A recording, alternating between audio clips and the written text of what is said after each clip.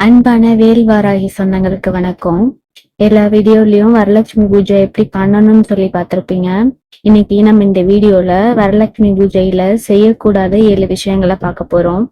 அம்மன் பூஜை செஞ்சும் வீட்டுல சில சமயம் நிம்மதி இல்ல அப்படின்னு யோசிச்சிருக்கீங்க. பெரிய தவறு பண்ணணும்ன்ற அவசியம் இல்ல. சில நேரத்துல நாம தெரியாம செய்யற சின்ன சின்ன மிஸ்டேக்ஸ் நம்ம பூஜைய பாதிக்கும். ஃபர்ஸ்ட் விஷயம் கோபம்.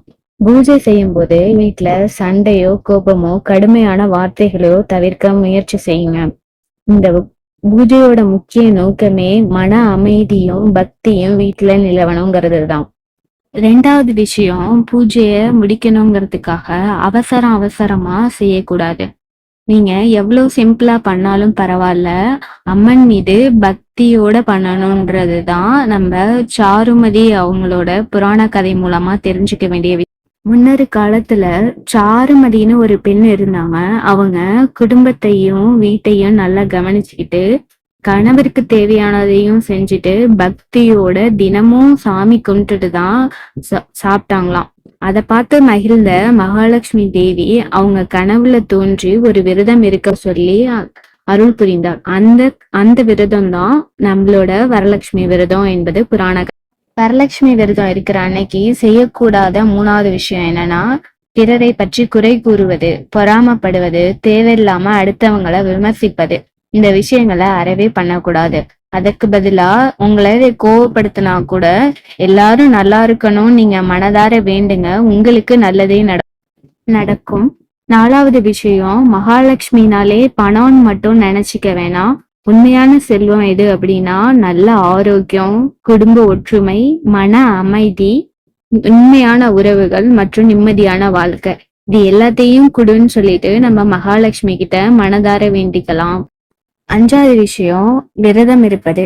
கடுமையான விரதம் இருக்கிறத தவிர்த்திடலாம். உங்களுடைய உடல்நிலைக்கு ஏற்றவாறு விரதம் இருக்கலாம். வயதானவங்களோ கர்ப்பிணி பெண்களோ இல்ல டாக்டர் விரதம் இருக்கக்கூடாதுன்னு சொல்லியிருந்தாங்கன்னா நீங்க உங்க உடல்நிலையை கருத்துல கொண்டு பால் பழம் அப்படி எடுத்துட்டு நமக்கு எப்படி தேவையோ அப்படி ஒரு விரதம் இருந்துக்கலாம். கட்டாயமா பட்டினி இருக்க வேண்டியதில்லை. பக்திக்கு உடல் நலமும் முக்கியம். 6வதான விஷயம், உங்க பூஜைய மற்றவங்களோட ஒப்பிட வேண்டியதில்லை. உங்க பிளாட்ஸ்லயே வேற யாராவது ரொம்ப பெருசா பண்ணியிருப்பாங்க. அவங்க அவ்வளவு பேருக்கு தாம்பலம் கொடுத்தாங்க, என்னால கொடுக்க முடியல, அவங்க அவ்வளவு பெருசா செஞ்சாங்கன்னு உங்களை யாரோடையும் கம்பேர் பண்ணாதீங்க. நீங்க சிம்பிளா செஞ்சாலும் எவ்வளவு பக்தியோட அம்மன் மேல இருக்கீங்க, அம்மனுக்கு உங்களால என்ன முடிஞ்சதை நீங்க செய்றீங்களோ அதுல அம்மன் திருப்தி அடைஞ்சு உங்களுக்கு நல்ல வளமான வாழ்க்கையை கொடுப்பா. தேவையில்லாம கவலைப்படாதீங்க. 7வது விஷயம், கடன் வாங்கி எந்த பூஜையும் செய்யாதீங்க. கடன் வாங்கறது உங்களை மேலும் மேலும் சிரமத்துக்குள்ளாக்கும். உங்க கையில என்ன இருக்கோ அதை வச்சு சாமிக்கு சிம்பிளா நீங்க பூஜை செய்யுங்க. கண்டிப்பா உங்க வாழ்க்கையில முன்னேற்றம் வரும். எங்க அம்மா வீட்டு சைட்லயும் வரலட்சுமி பூஜை செஞ்சதில்லை, எங்க மாமியார் வீட்டு சைட்லயும் வரலட்சுமி பூஜை பண்ணதில்லை. அதனால நானும் புதுசா அந்த வரலட்சுமி பூஜை பண்ணலாமா பண்ணக்கூடாதான்ற சந்தேகம் எனக்கு இருக்கு. உங்களுக்கு ஏதாவது இதுல ஐடியா இருந்துச்சுன்னா எனக்கு கமெண்ட்ல சொல்லுங்க. இன்னைக்கு நான் நார்மலா வெள்ளிக்கிழமைக்கு என்ன பூஜை செய்யறனோ அதை தான் செஞ்சிருக்கேன்.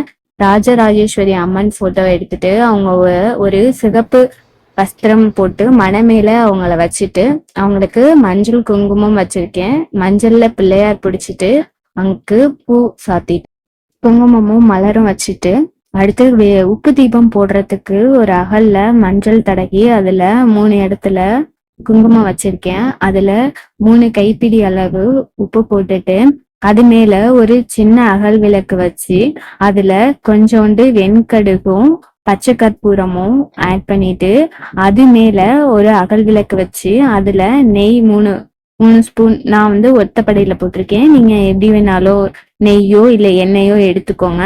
அதை வச்சுட்டு நீங்க மனதார மகாலட்சுமி தாயே எனக்கு செல்வம் சேரணும், நான் நல்ல ஆரோக்கியத்தோட இருக்கணும், கடன் குறையணும் அப்படின்னு சொல்லி பிரார்த்தனை பண்ணிக்கோங்க. அம்மன் பக்கத்துல இருக்க 2 விளக்கையும் ஏத்திட்டு உப்பு தீபத்துக்கு பூ வச்சுட்டு நம்ம வளையல் மாலைய அம்மனுக்கு சாத்திடலாம். வளையல் மாலை கட்டுறது எப்படின்ற லாங் வீடியோ நான் லிங்க்ல கொடுத்துருக்கேன். உங்களுக்கு தேவைப்பட்டுச்சுன்னா டைம் இருக்கும்போது அந்த லாங் வீடியோவை போயிட்டு செக் பண்ணி பாருங்க. வளையல் மாலை வந்து நம்ம ஆடி பூரத்துல கோயிலுக்கும் செஞ்சு கொடுக்கலாம். வரலட்சுமி நோம்புக்கு வீட்டுக்கு வர்றவங்களுக்கு அந்த வளையலை பிரசாதமா கொடுக்கலாம். இந்த வீட்டுல வரலட்சுமி நோம்பு செய்யறவங்க இந்த வளையல் மாலையை செஞ்சு வரலட்சுமி தாயாருக்கு நீங்க சாத்தி அவங்களுக்கு சந்தோஷப்படுத்த. எங்க வீட்டுல அம்மனுக்கு பிடிச்ச புட்டு செஞ்சுட்டு பால் காய்ச்சி வச்சுட்டு அம்மாவுக்கு பிடிச்ச மாதிரியான தாலி சரடு, மஞ்சள், குங்குமம், அப்புறம் பழம் வச்சு இன்னைக்கு சிம்பிளா நைவேத்தியம் பண்ணியிருக்கேன். இந்த வீடியோவை பார்த்துட்டு இருக்க வியூவர்ஸ் எல்லார் வீட்லயும் அம்மன் தாய் எழுந்தருச்சு அவங்க வீட்டுல எல்லா செல்வமும் வளமும் பெருகணும்னு வேண்டிக்கிறோம். இந்த வீடியோ உங்களுக்கு பிடிச்சிருந்தா சப்ஸ்கிரைப் பண்ணுங்க. யாருக்காவது யூஸ்ஃபுல்லா இருக்கும்னு தெரிஞ்சதுன்னா ஒருத்தருக்காவது ஷேர் பண்ணுங்க, லைக் பண்ணுங்க. உங்க சப்போர்ட்டை எங்களுக்கு எப்பயுமே கொடுங்க. தேங்க்யூ. Bye bye.